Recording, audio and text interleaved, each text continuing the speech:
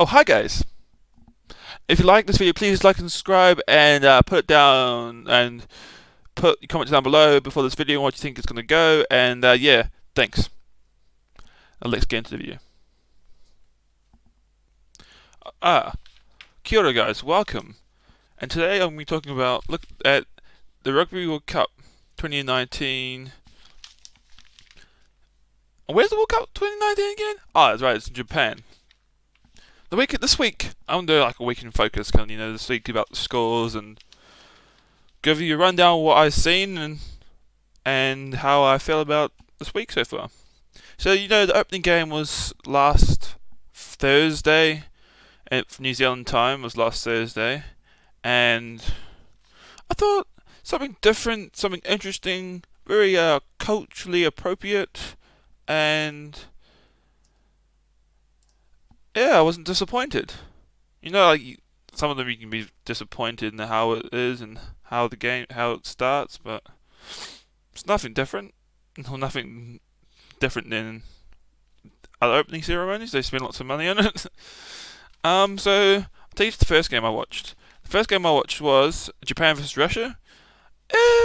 At the start, it was a bit of a he said, she said, kind of relationship type of game where one kicks the ball, the other one kicks the ball, and then ends up in the middle of nowhere.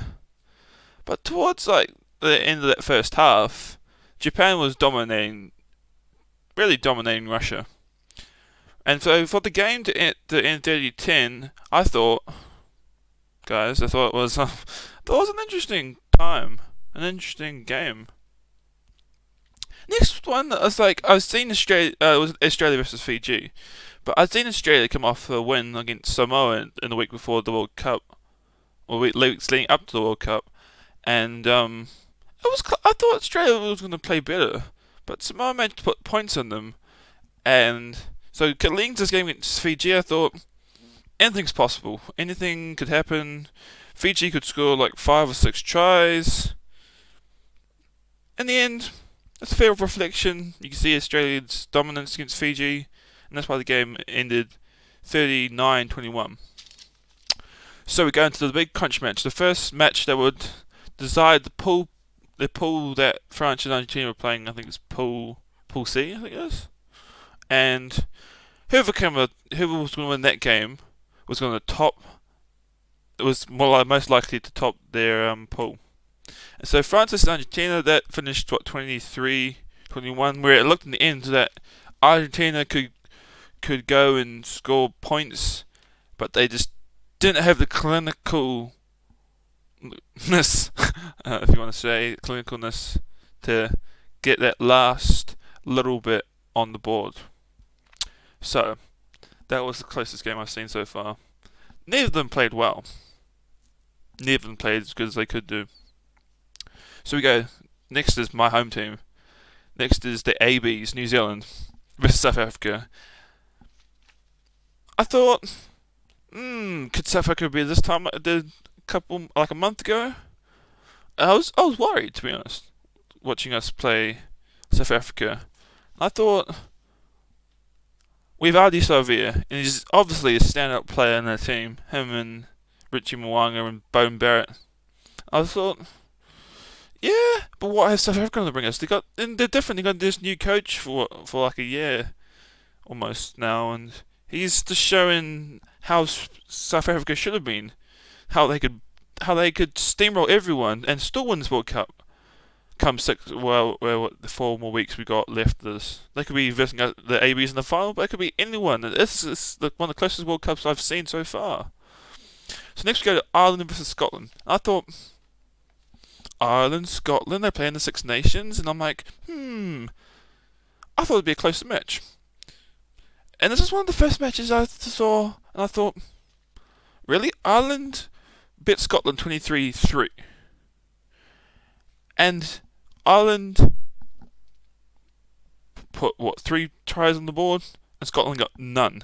And that was the first game of this World Cup to not have a try scored for one team. Even USA's done it now. I'm like, oh. And next we go to the England versus Tonga, and I thought Tonga, the main name of the game is going to smash people, and it didn't disappoint. Really didn't disappoint at all. It became the match I was hoping it to be. I thought Tonga would put some get a try at least, but the same like the Scotland game and France versus Argentina, they weren't clinical enough. They didn't pass the ball in places, and sometimes they threw it straight out, which is a little bit disappointing. So next game was Wales versus Georgia, and Georgians, like the Tongans, are known to be big, strong, burly men, and I didn't really see much of this game. I saw some highlights, and I thought Wales, they were dominant in spells, and Georgia said no reply, really. They got 2 tries, and that's all I can really say. Next, we see Russia versus Samoa, and I was watching this, and I was like, whew. I saw the try, the first try from Russia. The guy comes through, kicks it, run over the top, gets it through, try. I'm like, that is some sheer luck, but he was in the right place at the right time, and I was so happy for him. He was so elated, you could see it on the sideline. He was so happy. So happy. But then Samoa shown what they could do. Like when they versus Australia, they didn't win against Australia in the weeks leading up to the World Cup, but they showed that they could put points on the board. And for the World Cup, putting points on the board is what you need to do. What you need to put points on the board to have a chance of being the bigger teams. And so Samoa showed that even though Russia's a small team, or one of the smaller teams at the World Cup, they showed that they can come back and put points on the board when they're down points. Next, we have the surprise of the tournament so far, and that was when Fiji versus Uruguay.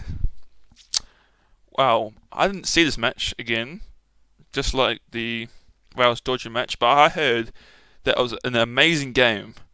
It was a close match.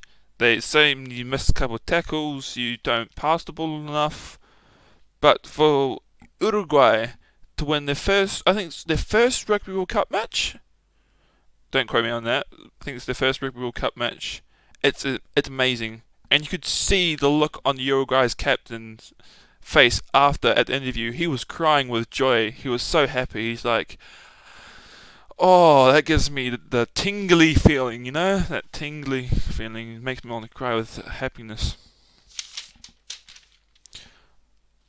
Next, Italy versus Canada.